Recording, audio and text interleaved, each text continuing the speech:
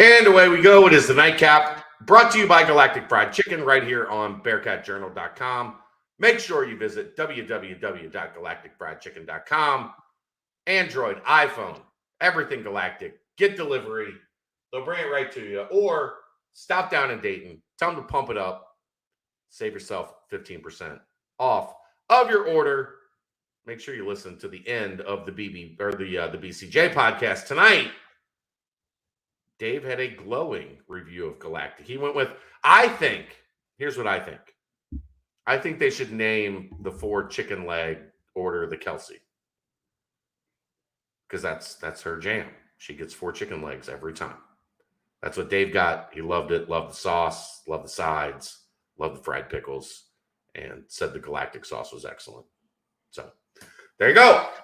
I'm not knocking Galactic's fried pickles. I'm knocking. You just don't like pickles. All pickles pickles. in general.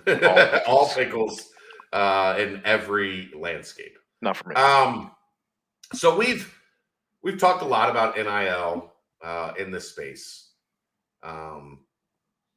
We've covered it from most every angle. And Ohio State Athletic Director Gene Smith had a interview on CBS Sports today by Dennis Dodd. And he said out loud what I think a lot of people in the college athletics world are thinking at this point. It is ignorant, completely ignorant, to have this facade that schools aren't allowed to be involved in the NIL process. That the players somehow are supposed to just conjure this up out of nowhere with very little representation, very little guidance. Yes, I know the schools have put up the facade of we've hired an NIL company to work with our players. Look, isn't that what Urban Meyer's involved in right now? Not to be probably not to be the second time. There's a lot of people that are on the periphery. Yeah. That are now getting involved in NIL. Not to bring up Urban Meyer for a second time tonight, but apparently that's where we are. Well, the first time it was bringing him up as a fucking weirdo. Yeah, but that's the guy that people want working with their kids with their money. Sure. Right. So I don't know how we got to this point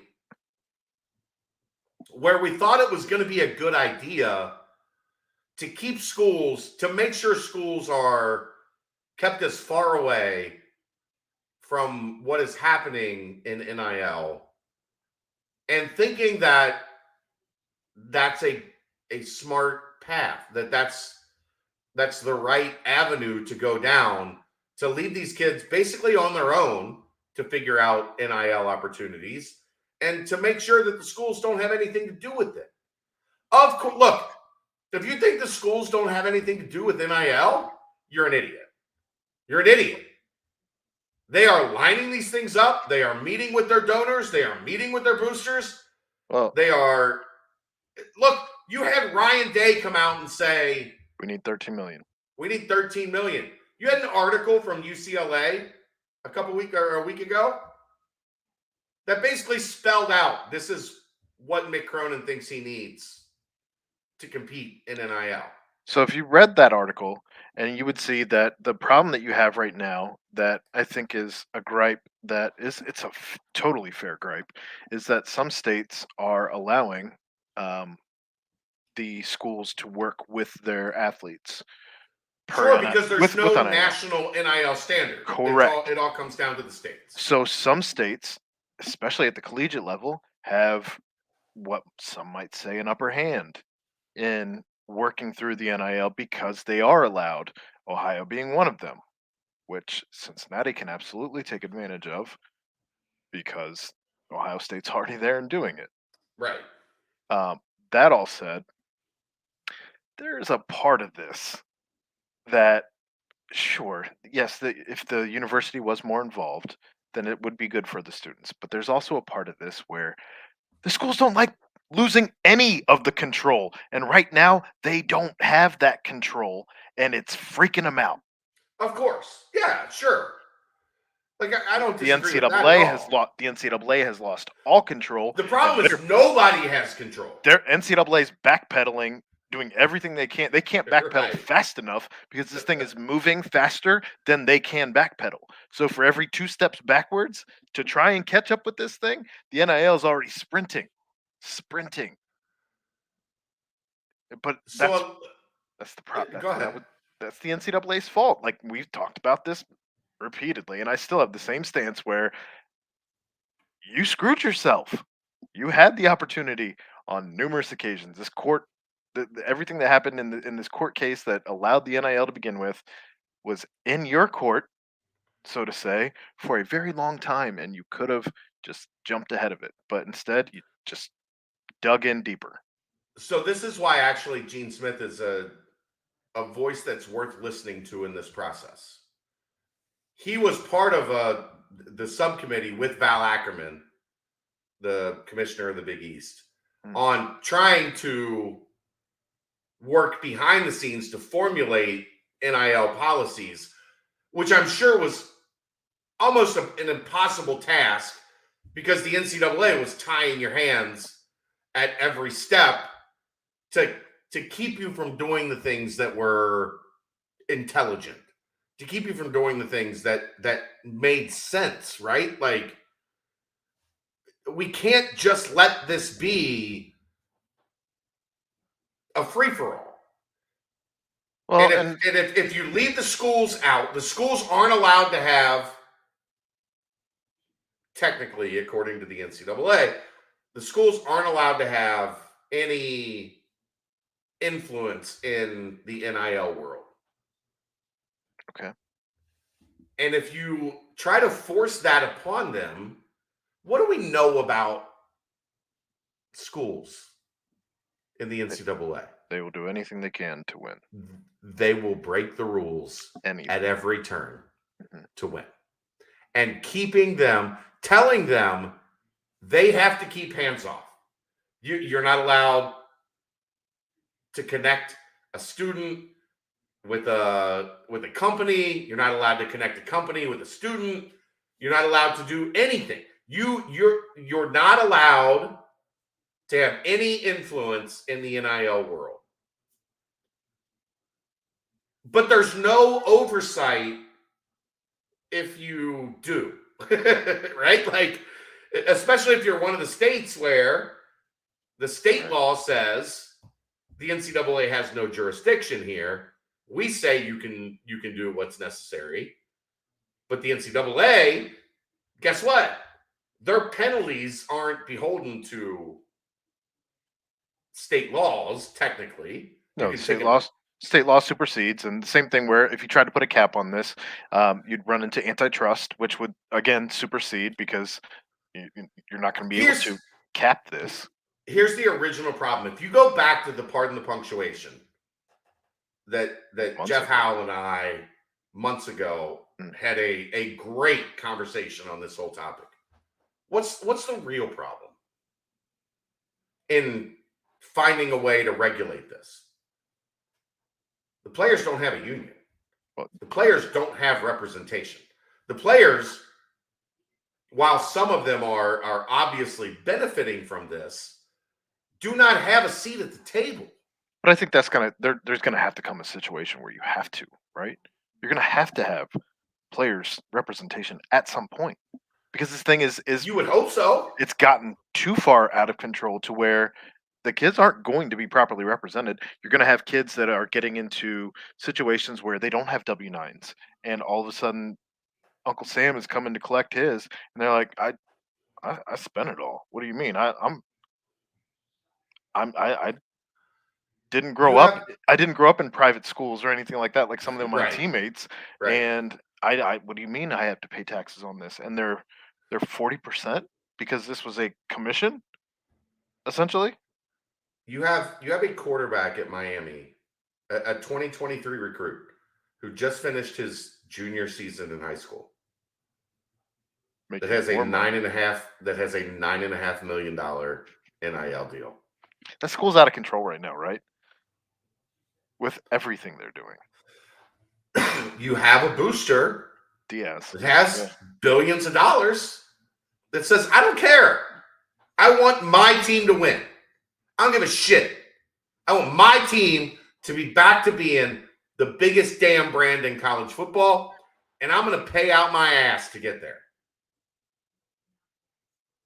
You have a 2023 quarterback committed to Tennessee, $8.5 million to go to Tennessee. That's equally crazy. But that's what happens when there's no, like, don't you think if the school was involved to an extent, they could be like, look, man, that kid hasn't even taken a snap as a senior. Like, relax. Well, and we pointed out just last week with the Arch Manning stuff that you have a kid at Texas who just took a very large paycheck from, he was at Ohio State. Yeah. Well, he was at Ohio State first and took a very large check from them, and then at Texas took a very large check from them to go to Texas. And now I can't imagine Arch Manning's going to Texas for free. Of course not. So, did you overspend to get Quinn Ewers down there? And what happens to the people that paid for Quinn Ewers? They're pissed because what happened to my money? I just paid this, and Steve just paid that, and Steve's money is better than my money. You just set my money on fire. Right. That was my kid. I got you that kid. Which was supposed to be the next big thing. And now there's a new next big thing. But, I mean, we've also talked at many times about how Cincinnati doesn't have boosters at that same level that, a Texas does, where they're trying to pull strings and be the ones in charge. And I don't think Luke Fickell would listen to anybody trying to tell him what to do. Well, anyway. Right, but if you're Cincinnati, this is what you're doing. You're saying this is what our collective or our, whatever company they've hired to run NIL, this is the average for what our players are getting.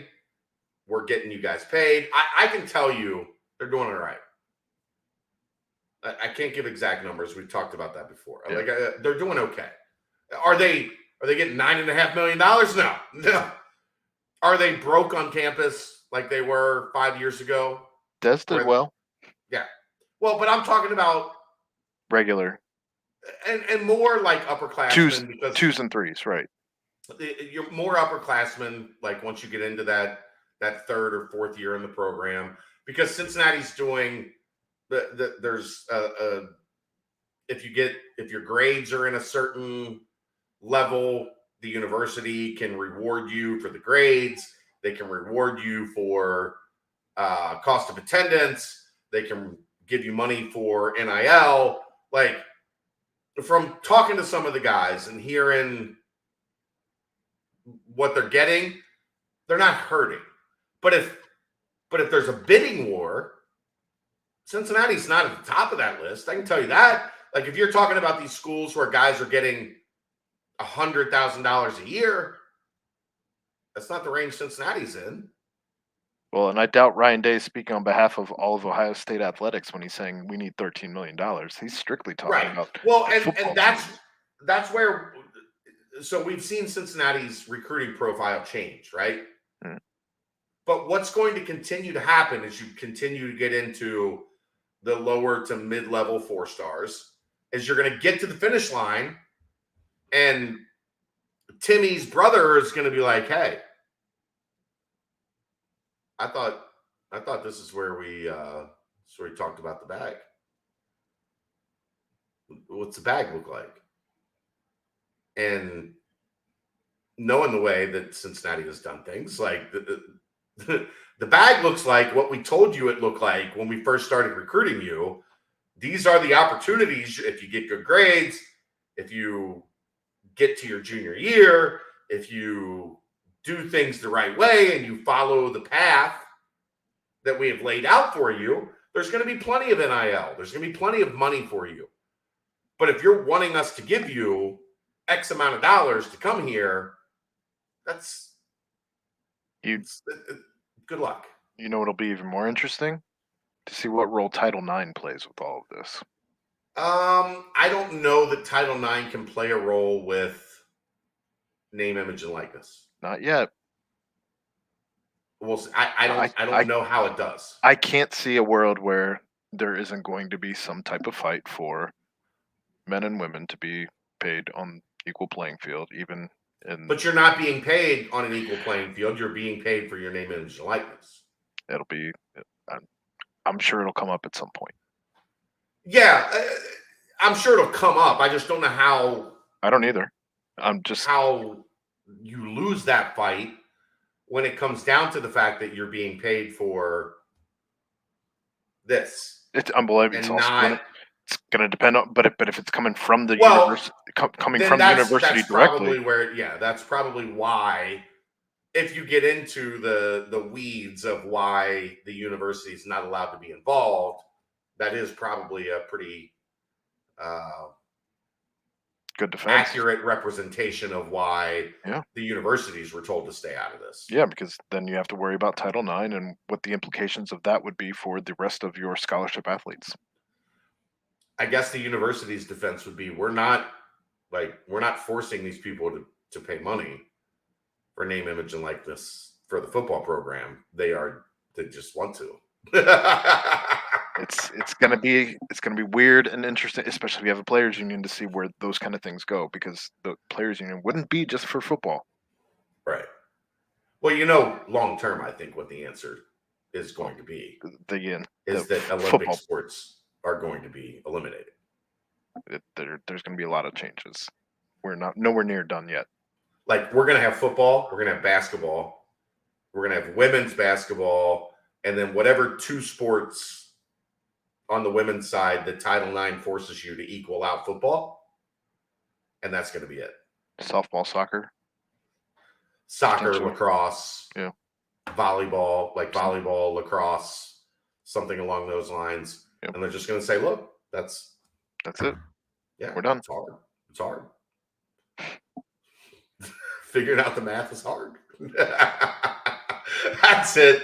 We'll see you tomorrow night. It's the Nightcap, brought to you by Galactic Fried Chicken, right here on BearcatJournal.com.